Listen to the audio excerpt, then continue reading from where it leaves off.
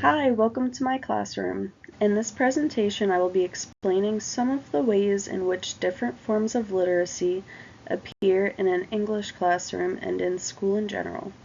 So let's go ahead and get started. To begin, being literate in a 21st century English classroom means being able to tackle online texts as well as printed texts. We have to transition from simply reading in a linear fashion, or from left to right, to being able to jump around the page, so to speak, through the incorporation of non-linear reading. This means instead of simply reading from left to right, we may pause during an online article and click a hyperlink that takes us to a new page with new information. Then, once we read that, we need to go back to our original page to continue reading with this new information in our heads.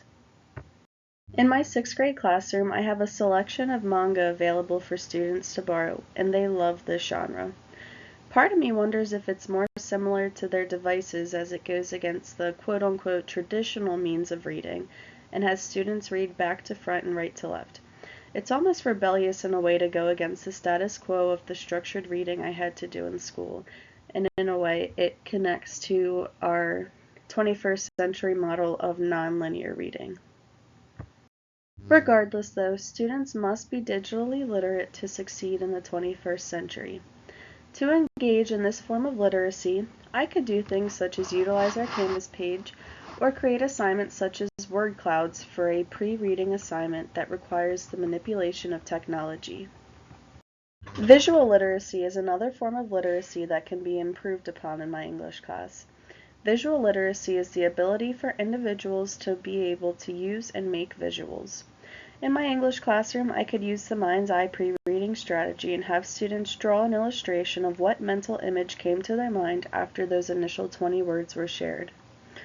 If we focused on mood, I could have students pull words that evoke mood and focus on feelings and illustrate how that word makes them feel or what they associate with the word. It's important to emphasize that learning becomes more relevant as teachers draw on students' prior knowledge and experiences. When starting a new topic that students can engage with and feel they have something to contribute to the conversation, they become more motivated to participate. This idea ties in well with disciplinary literacy.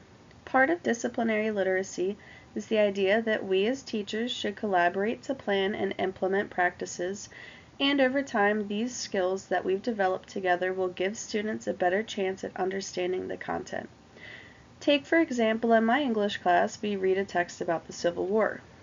If I collaborated with the social studies teacher on my team and taught this story at the same time he taught the Civil War, students would be able to engage in social studies by saying, "In Miss Moore's class, we read this story on the Civil War," and then explain details that are relevant to their social studies lesson.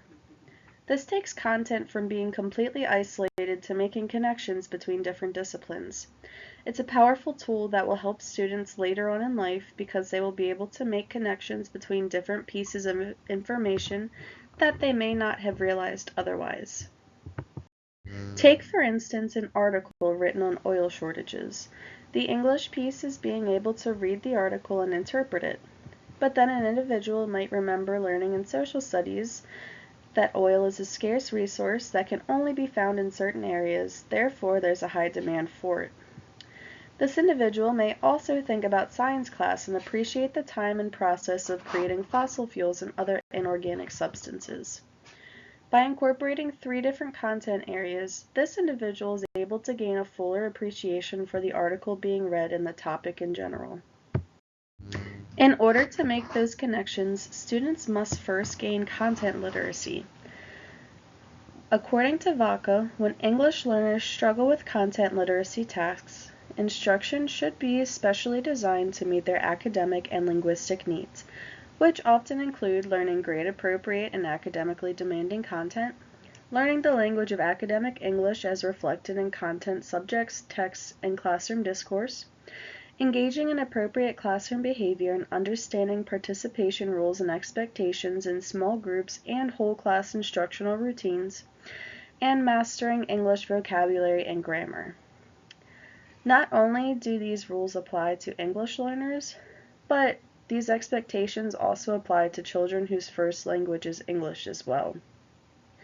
These are general rules that we should follow, general expectations that should be met in order to ensure that students are becoming literate in their content areas.